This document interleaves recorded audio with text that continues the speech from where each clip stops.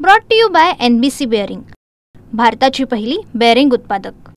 Motorcycle बंद कर, motorcycle बंद कर। मामा या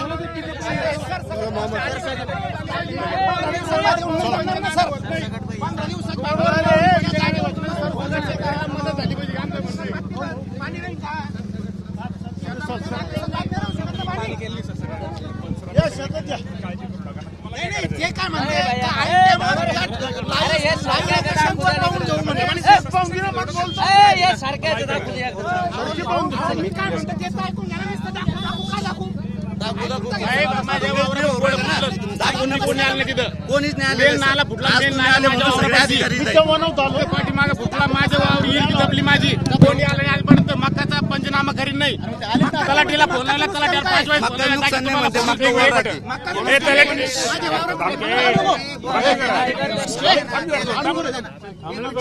कुठे, तलाठी कुठे?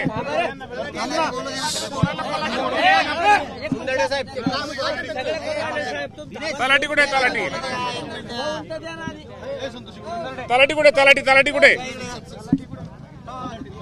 तुम्हाला सांगतो, एक जर पंचनामा राहिला, विहीर बुजलेली असू द्या, कुठला असू द्या, तर तुम्ही शांत राहा, सगळ्यांनी ऐकून घ्या। माझं कुठलाही 16 तारखेला पत्र काढलं कलेक्टरनं। कोण मॅडम? कलेक्टर मॅडमनी लावा, मॅडमला फोन लाव तिला। कोण आहे मॅडम? हे रोज थांबणार घालतात ना तुम्ही? एक मिनिट, कलेक्टर मॅडमनी रोज फोन लाव, मी बोलतो तिला। सगळे मंडळ आले, तूच लाव। 16 तारखेला पत्र काढलेलं आहे।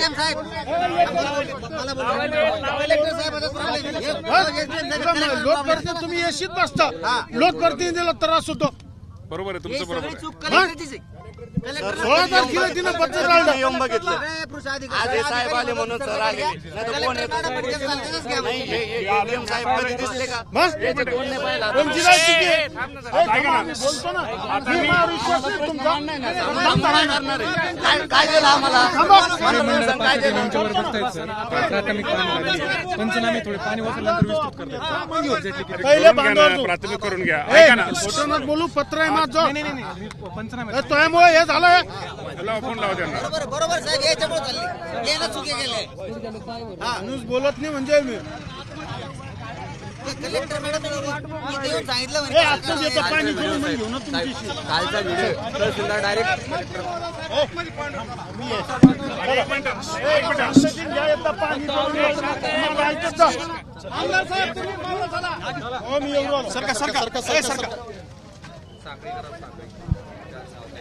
थोडा चप्पल मार।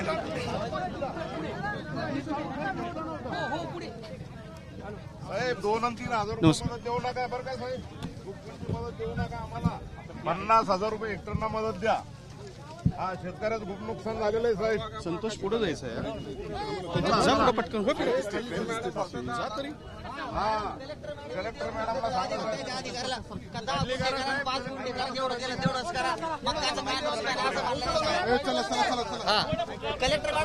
शेतकऱ्याला बोला बस। गर्दी करू नका ना, फक्त मीडियाचे लोक राहू द्या। बाकीचे लोक एक मिनिट, गर्दी प्लीज जरा माग, आपण थोडं थांबून जरा मला बघू द्या, थोडं बघू द्या। पुढे जाऊन द्या ना, मला चांगलं बघा साहेब। पुढे पाहू द्या। आम्हाला नको थांबा,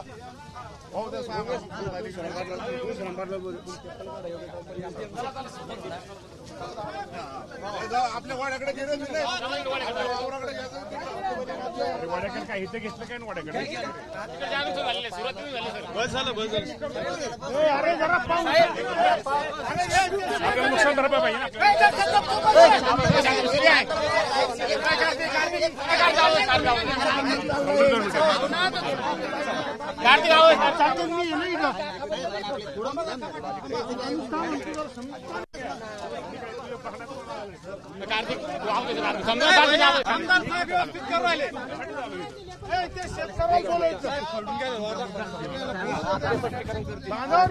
कार्यकर्ते सरकारवर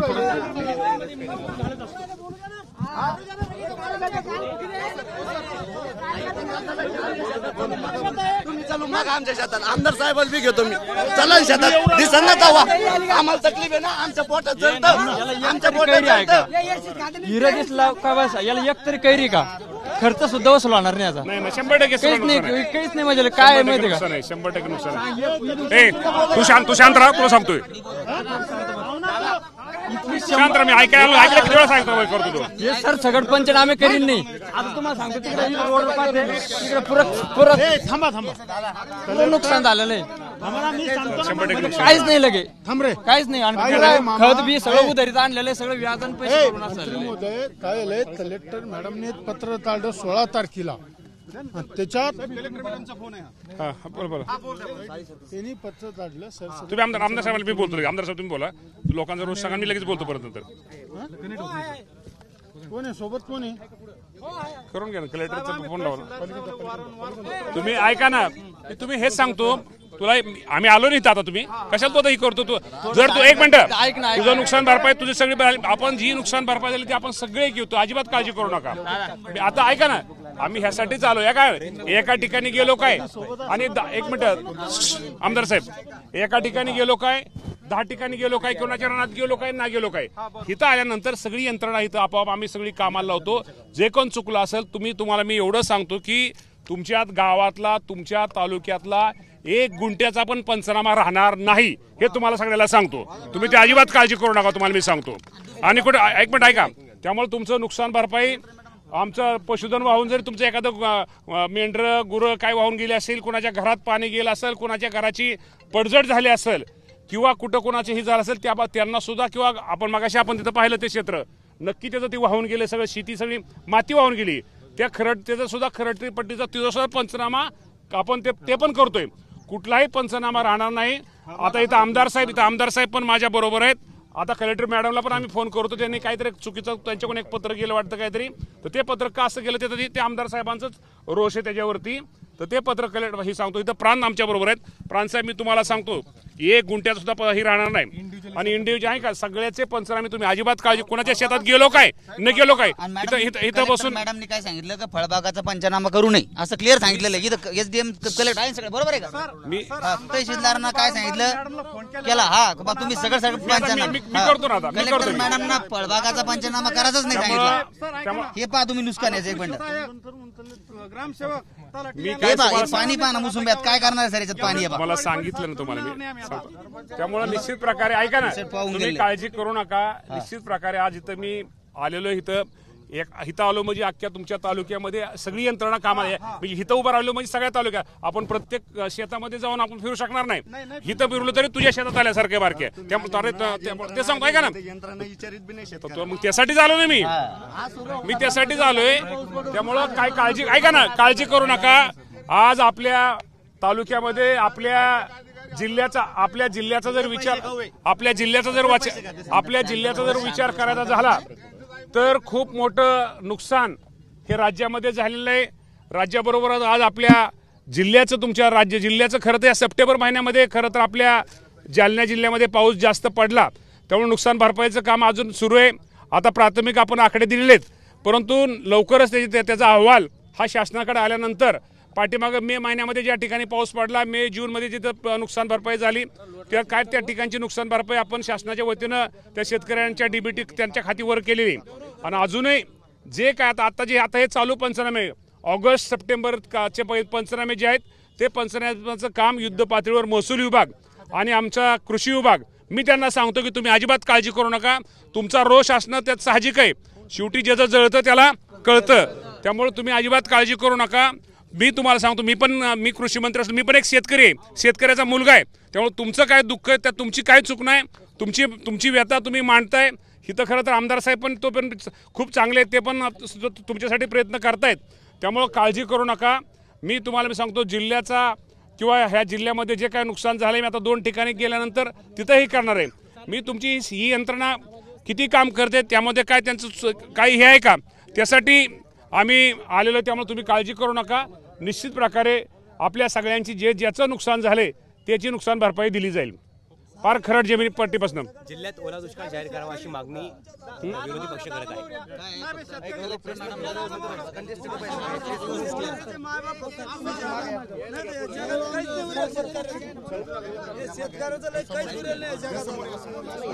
तिकडे पुरे मी ऐका ना बाबा तुमची काहीच चूक नाही. 100% शेतकऱ्याची आज काय अवस्था आहे तुमचं ऐका ना.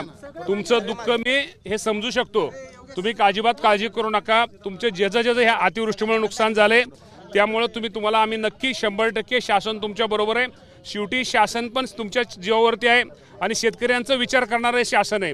त्यामुळे अजिबात काळजी करू नका.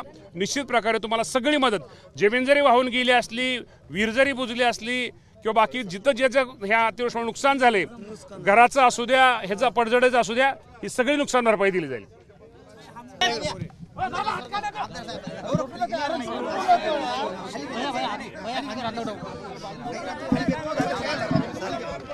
नवीन काढली का अरे काय तुम्ही तुमचं करता तुम्ही राव मग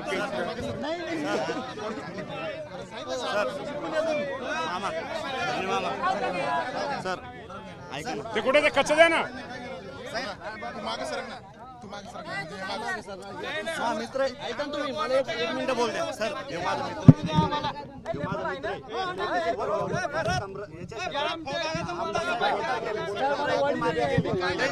कोणी नाही त्याच्या मागं. त्याची नुकसान भरपाई त्याला खायला काही नाही. आमदार साहेब ते बघा. आमदार साहेबांनी बघितलेली येऊन बघितली. काय करायचं त्यानं, काय करायचं तर तुम्ही सांगा.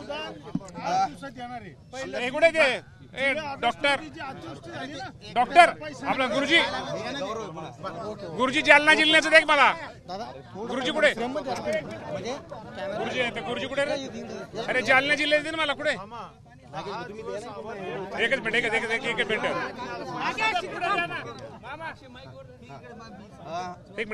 जालना जिल्ह्याची माहिती घेता 2 मिनिट मला जिल्ह्याची माहिती आणि हे पुढे आज आकडा किती 82,000 साहेब. आज तुम्ही जालना जिल्ह्याच्या दौऱ्यावर आहेत. जालना जिल्ह्यात अक्षरशः काही भागांमध्ये ढगफुटी सदृश पाऊस झालेला आहे. खूप नुकसान झालेलं शेतकऱ्यांचं. तुम्ही बांधावर आलेला आहेत. राज्याची काय परिस्थिती आणि जालन्याची काय माहिती तुम्ही घेतली? जालन्याची मी माहिती जालना जिल्ह्याची घेतलेली. जालना जिल्ह्यामध्ये आज अखेर साधारणतः 2,54,000 हेक्टर एकरात जर विषय करायचा झाला तर 6,35,000 एकराचं नुकसान हे माझ्या शेतकऱ्यांचं हे जालना जिल्ह्यामध्ये झालेलं आहे. मागाशी ते हेक्टर 2,54,000 हेक्टरच्या ऐवजी मी तुम्हाला एकरात सांगतोय की 6,35,000 एकराचं नुकसान नुसते एकट्या प्राथमिक आंदोलन जालना जिल्ह्यामध्ये झालेलं आहे. आणि राज्याचा जर विचार करायचा झाला तर आज साधारणतः 80 लाख एकर एवढं माझ्या शेतकऱ्यांचं नुकसान झालेलं आहे. ह्या नुकसानीबरोबरच कुणाच्या घरामध्ये पाणी शिरलेलं आहे, कुणाच्या घराची पडझड झालेली आहे. काही ठिकाणी जमीन, आता आपण तिथं मागाशी त्या स्पॉटला बघितलं, काही ठिकाणी जमीन वाहून गेलेली आहे, काही ठिकाणी म्हणजे पशुधन वाहून गेलेलं आहे. त्यामुळे या माध्यमातून आज इथं मी फील्डवर आलेलो माझ्या सगळ्या शेतकरी बांधवांना आज इथं शेतकरी बांधव येत आहेत. मी एका ठिकाणी गेलो काय आणि प्रत्येकाच्या शेतामध्ये गेलो काय, एका ठिकाणी गेलो तरी प्रत्येकाचं शेत मी बघितल्यासारखं आहे. त्यामुळं इथं सगळे महसूलचे अधिकारी आहेत, कृषी विभागाचे अधिकारी आहेत, ह्यांना माझ्या स्ट्रिक्ट सूचना आहेत. ह्या तालुक्यातल्या ह्या जिल्ह्यामध्ये कुठल्याही शेतकऱ्यांचा ज्याचं अतिवृष्टीमुळे नुकसान झाले त्याचा 1 एकराचा पंचनामा सुद्धा राहायला गेला नाही पाहिजे. आणि त्या सगळे शेतीचे पंचनामे प्राथमिक अंदाजानुसार 6,35,000 एकराचं नुकसान हे खूप मोठं नुकसान या जालना जिल्ह्याचं झालेलं आहे. आणि हे जालना जिल्ह्यामध्येच आहे की इतर ठिकाणी मे, जून, जुलैमध्ये पाऊस पडला. जालना जिल्ह्यामध्ये पाऊस जो पडला तो ऑगस्ट, सप्टेंबरमध्ये जास्त पाऊस तिथं या तालुक्यामध्ये पडलेला आहे. त्यामुळं आपलं पंचनाम्याचं काम, नुकसान भरपाईचं सुरू आहे. ते काम लवकरात लवकर येणाऱ्या 8-10 दिवसामध्ये ते कसं पूर्ण होईल, ते काम पूर्ण झाल्यानंतर येणाऱ्या काम ते पूर्ण झालं की 10 दिवसात किंवा दिवाळीच्या पूर्वी इथल्या शेतकऱ्यांचं ज्याचं नुकसान झाले त्याला प्रत्येकाला ही मदत शासनाच्या वतीनं ही दिली जाईल. कुणी शेतकरी त्यामधनं वंचित राहणार नाही हे मी जालना जिल्ह्यातल्या माझ्या शेतकरी बांधवांना मी आश्वासित करतो। राज्याचे मुख्यमंत्री देवेंद्र फडणवीस साहेब असतील, एकनाथजी शिंदे साहेब असतील, अजितदादा पवार साहेब असतील, हे सगळेजण आज बांधावरती आहेत। हे संपूर्ण प्रत्येकजण जिल्ह्याचे दौरे करतायत, आम्ही पण जिल्ह्यामध्ये दौरे करतोय। पंकजाताई मुंडे या जिल्ह्याच्या पालकमंत्री, त्यांचं पण लक्ष आपल्या सगळ्यांवरती आहे। त्यामुळे निश्चित प्रकारे शेतकऱ्यांनी मी एवढंच आश्वासित शेतकऱ्यांना 100% आज इथं पाहिल्यानंतर कलेक्टर मॅडम स्वतः आमदार साहेबच माझ्याशी बोलले। कलेक्टर मॅडमनी खरं तर थोडं समजून घेतलं पाहिजे, शेवटी शेतकरी काय, शेतकऱ्याचं दुःख काय असतं। एक तर शेतकरी गारपीट, दुष्काळ आणि आता अतिवृष्टी, एक तर शेतकरी अडचणीत आहे। या शेतकऱ्याला कुठेतरी मदत केली पाहिजे, या शेतकऱ्याला बांधाव जाऊन त्याला कुठेतरी एक आधार दिला पाहिजे। शेवटी आयुष्यामध्ये बाकी सगळं देण्यापेक्षा आधार हा दिला पाहिजे। या माध्यमातून मी शेतकऱ्यांना सांगतो की तुम्ही धीर धरा, शासन तुमच्या सगळ्यांच्या बरोबर आहे, कुणीही काळजी करू नका। 1 गुंठा सुद्धा तुमचं शेतीचं ज्याचं नुकसान झाले त्यापासून तो भरपाई वाचून वंचित राहणार नाही। साहेब, जुलै आणि ऑगस्ट महिन्यामध्ये जालना जिल्ह्यात अतिवृष्टी झाली आणि त्याच्यामुळे 12,000 हेक्टरचं नुकसान झालं। मात्र फक्त प्रशासनाच्या हलगर्जीपणामुळे प्रशासनाला सरकारला त्याचा अहवाल मिळाला नाही आणि काल जालना जिल्हा दुसऱ्या टप्प्यातल्या अनुदानापासून वंचित राहिलाय। जिल्हाधिकाऱ्यांच्या टेबलवर 10 ते 12 दिवस अहवाल धूळ खात पडेल होता, अशी माहिती सूत्रांनी दिलेली आहे। म्हणजे एका जिल्हाधिकाऱ्यांमुळे जिल्ह्यातील जवळपास हजारो शेतकरी वंचित। या बाबतीमध्ये माहिती घेऊन अशा काळामध्ये कोण चुकीचं जर वागत असेल, कोण जर चुकीचं करत असेल तर त्याच्यावरती योग्य ती कारवाई केली जाईल। राज्यामध्ये ओला दुष्काळ जाहीर करावा, ओला दुष्काळ म्हणण्यापेक्षा आज जी मी आलोय तिथं शेतकऱ्याला एक आधार देण्यासाठी आलोय की जे शासनाची जी मदत आहे, शासनाची मदत देण्यासाठी आलेलो आहे। मला शासनाला आता तुम्हाला एवढं सांगतो की या बाबतीमध्ये राज्याचे मुख्यमंत्री, दोन्ही उपमुख्यमंत्री योग्य वेळेस निर्णय घेतील। पण आजची वेळ आहे की माझ्या जे शेतकऱ्यांचं नुकसान झालंय त्याला काही ना काहीतरी त्याला मदत करायची, त्याला काही ना काहीतरी सहकार्य करायची, ही आमची भूमिका आहे।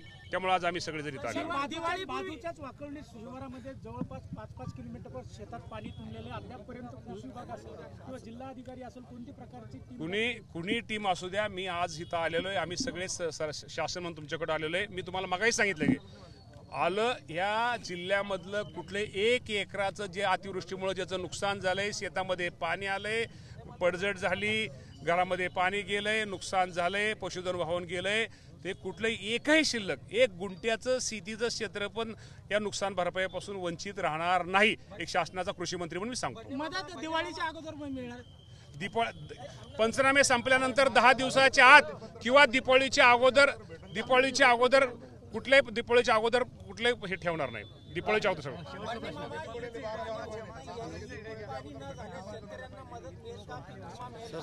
पीक पाणीला ऐका ना, सरोवर डाऊन जरी असला तरी आपण मदत वाढवून दिलेली। अजूनही कुणाचं पीक पाणी राहिलं किंवा त्याचं जर राहिलं असेल तर अजूनही मदत वाढवून दिली जाईल। कुठलाही शेतकरी पीक पाणीपासून वंचित राहणार नाही। Brought to you by NBC bearing, भारताची पहिली बेअरिंग उत्पादक।